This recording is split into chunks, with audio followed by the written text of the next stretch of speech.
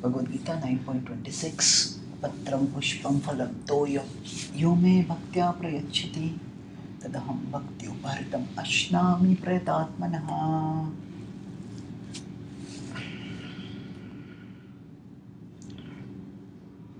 So here Krishna has been contrasting the process of demigod worship with his devotion service.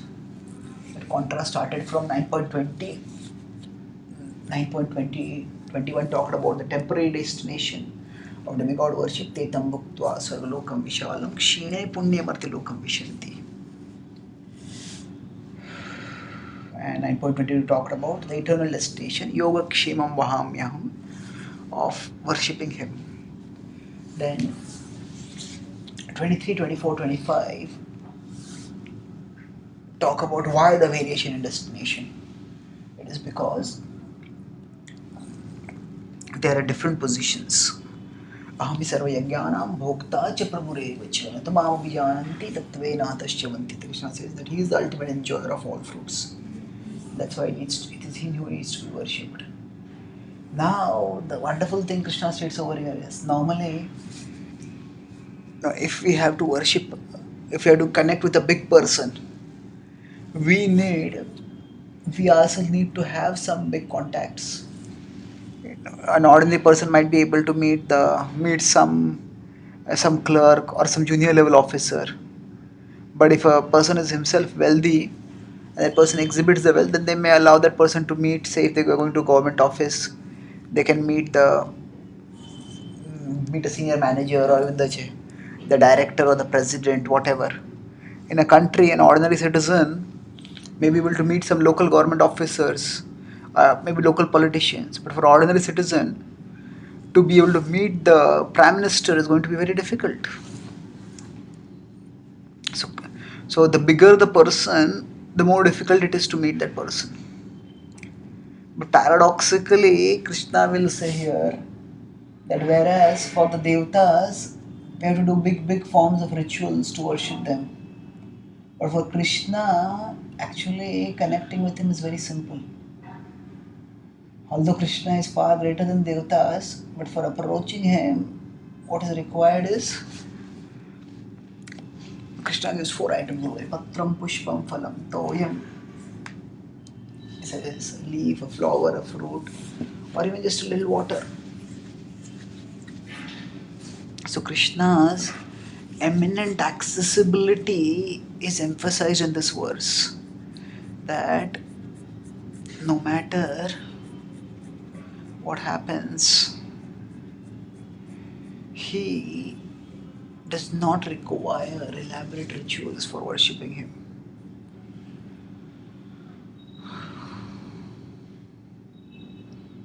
So what does Krishna require? For Krishna, devotion is his appetizer.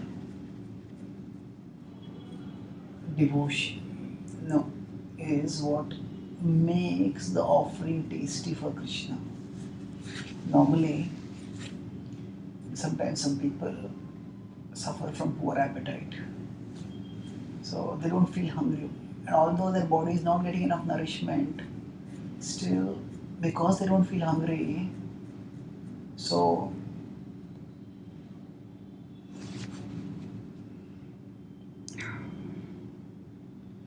they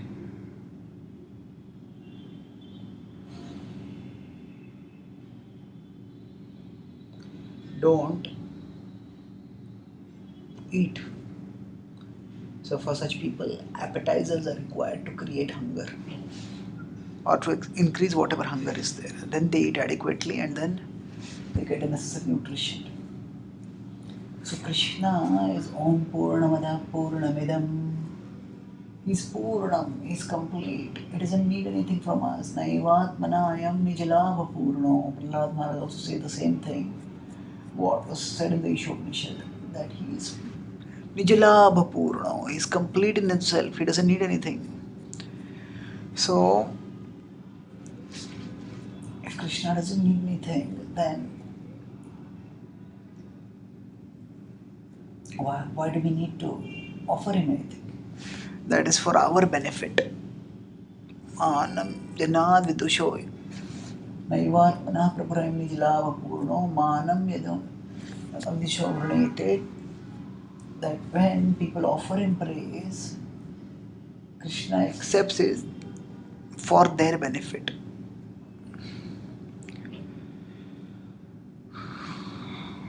So because Krishna doesn't need anything material, so he doesn't care what is the quality materially of the thing that we are offering to him. And that's how he's saying that even something as simple as something as easily ready available as a flower, a fruit, a leaf or water, he's ready to accept it. Bhakti uparitam.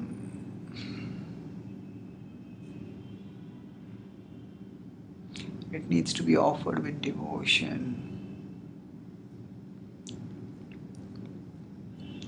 What Krishna wants is the reciprocation of affection. And that is there, nothing else matters.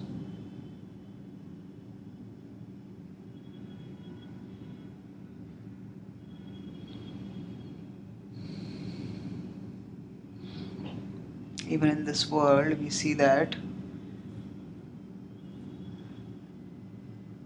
even people who are very big, it's difficult to meet them, and often they don't make themselves easily available because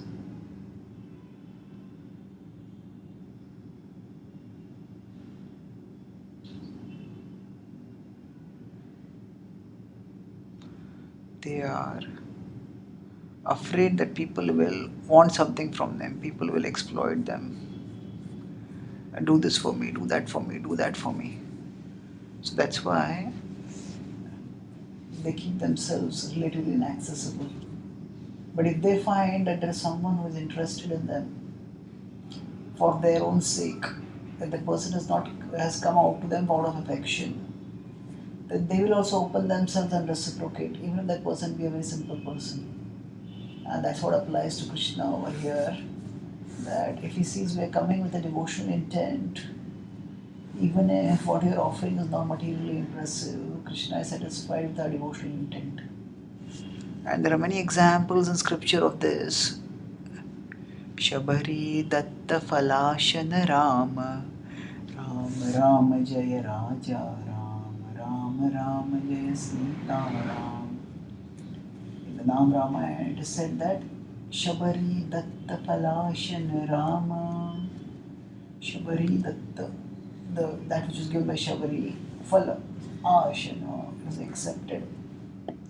So Ram accepted the simple berries that were offered by Shabari because she offered them with devotion.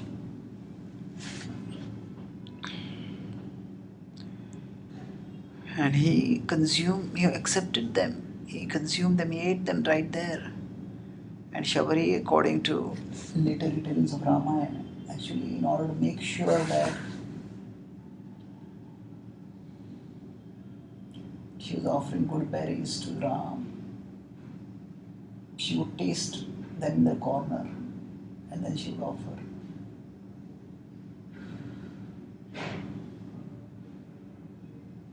And yet that was considered not unclean, that was not considered scandalously impure by Lord Ram. Lord Ram saw it as an expression of a sincere desire to serve.